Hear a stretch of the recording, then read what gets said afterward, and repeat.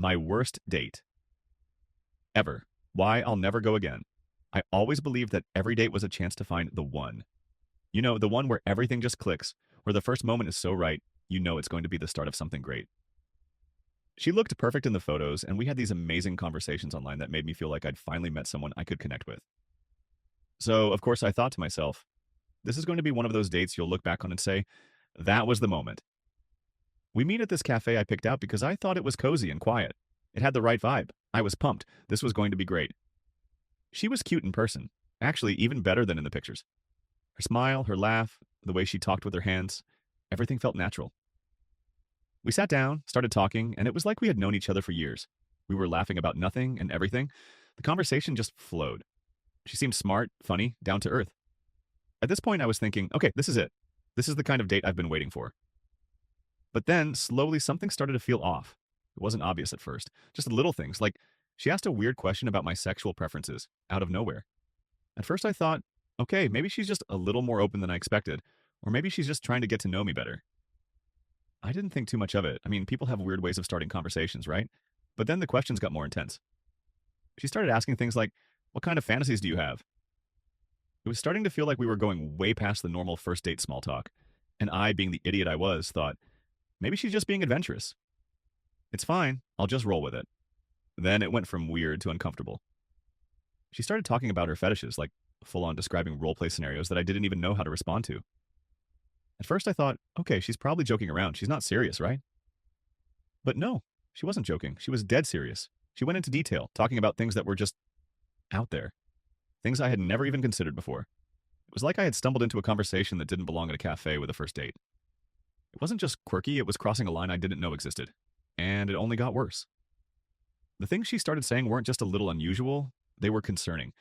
It wasn't just preferences anymore, it was like she was obsessed with certain things. She kept going, and I felt trapped. My mind was racing. I started thinking, this isn't normal. This isn't what a first date is supposed to feel like. This isn't what I signed up for.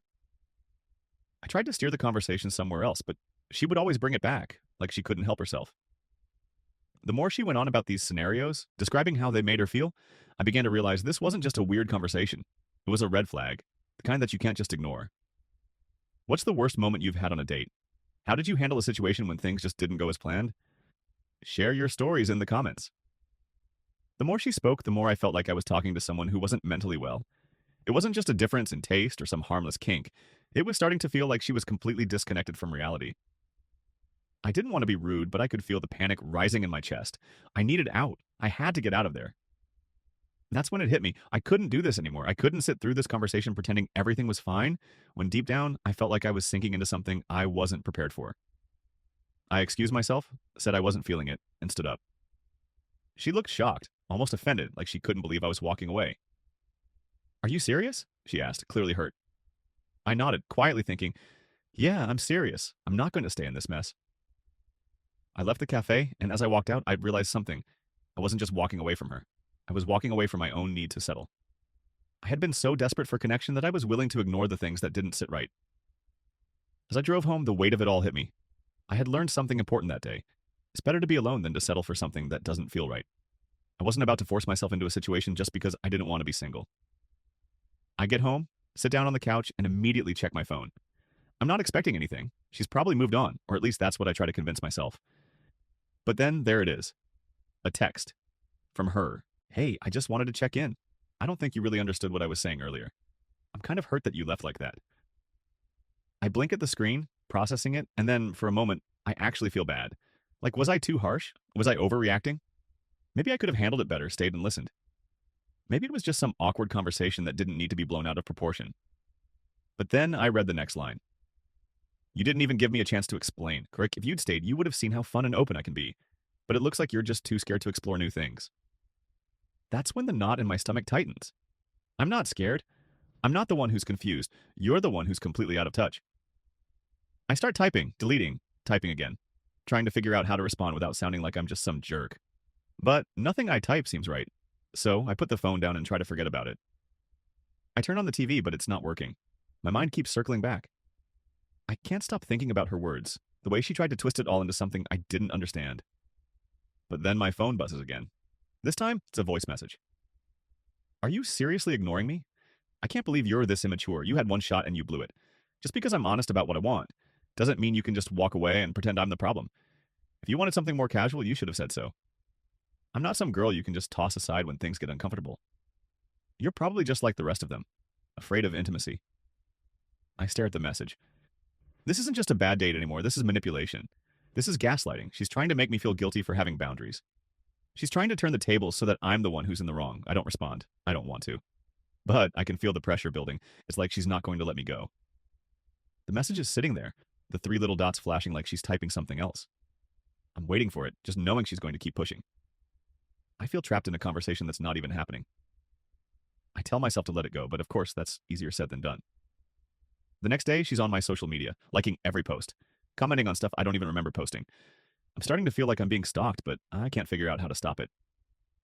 I go back to her messages, read them over again. She's desperate to make me feel guilty, desperate to make me feel like I'm missing out on some big thing. But I know better. I know this is a warning sign. If someone is pushing this hard for something you don't want, they're not respecting you. And I'm not about to let someone control me like that. I talk to a friend about it, tell them what happened. They don't know what to say, but I can see the look in their eyes. They think I'm being too harsh. Maybe you overreacted, they say. It sounds like she's just into some kinky stuff. Maybe you could have given her another chance. But I know the difference between being open-minded and being manipulated. I start to question myself, though. Was I being too rigid? Was I too quick to dismiss her? Was I being a coward backing out because I didn't want to deal with something I wasn't ready for? Then, as I'm mulling this over, I get another message. This one's different. Nah, I'm sorry for pushing you. I just thought you might be different. I was really hoping you'd understand me, but I guess I was wrong.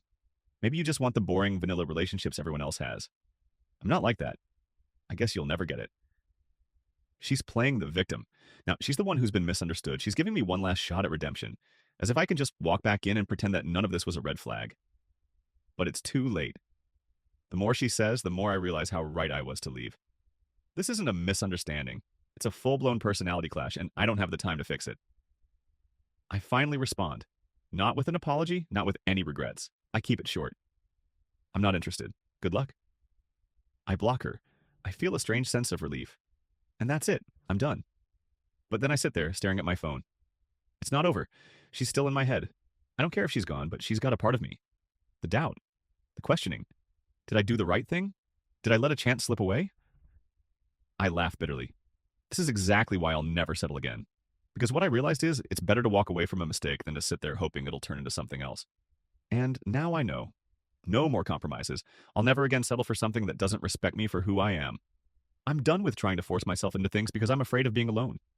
And honestly, if I never see her again, I'm fine with that. A week goes by. No messages, no random comments on my social media. I start to think maybe it's over, that she's moved on, that maybe I did the right thing. But then it happens. I get a notification. It's her again.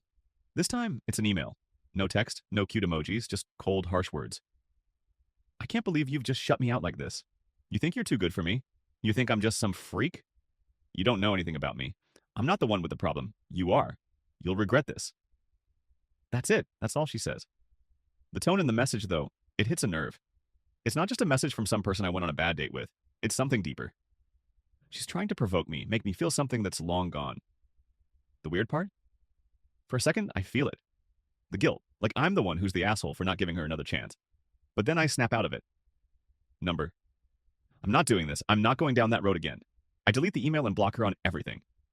That's the last time. I can't keep giving this any more mental space. But something lingers. It's not guilt. It's not doubt. It's clarity. A clarity I should have had a long time ago. A clarity about why I needed to walk away, why I couldn't keep letting people in who were so eager to bend me into what they wanted, not who I was. I sit back and think about everything that's happened. The weird first date, her overbearing behavior, and then the obsessive follow-ups. It wasn't about her. It was about me. It was about me realizing that I've spent so much of my life trying to please others, trying to fit into relationships that didn't feel right, that didn't respect my boundaries. And that's when I realized with full certainty that I'm never going to settle again. Ever. I start distancing myself from people who don't respect me. I pull away from toxic friendships, from situations where I'm being pressured into something I don't want. And for once, I don't feel guilty. I feel free. It's not like some big revelation or some emotional light bulb moment. It's just a simple truth. If something feels wrong, it probably is. You can't keep pretending it'll work itself out. You can't keep hoping that the person you're with will change, or that the situation will suddenly make sense if you just try hard enough. I think about all the times I've been in relationships, trying to make it work, trying to make myself fit into someone else's idea of what love should be. The truth is, I'd rather be alone than stuck in something that doesn't make sense. I don't need to settle for mediocrity just to avoid being alone. The next time I go on a date, I'm not going to worry about whether they're the one. I'm not going to hold my breath hoping that this will be the moment I've been waiting for. Instead, I'm just going to be honest with myself and with them. If it doesn't work, I'll walk away. No more excuses. No more settling. And yeah, maybe it's a little lonely sometimes. Maybe I've got this huge empty space where I thought there was going to be something, someone. But I'd rather have that emptiness than the mess of something I don't really want. Because at the end of the day, you can't force yourself into a life that doesn't fit. So that's it. The lesson here? It's better to walk away from something that doesn't respect you than to stick around hoping it'll change.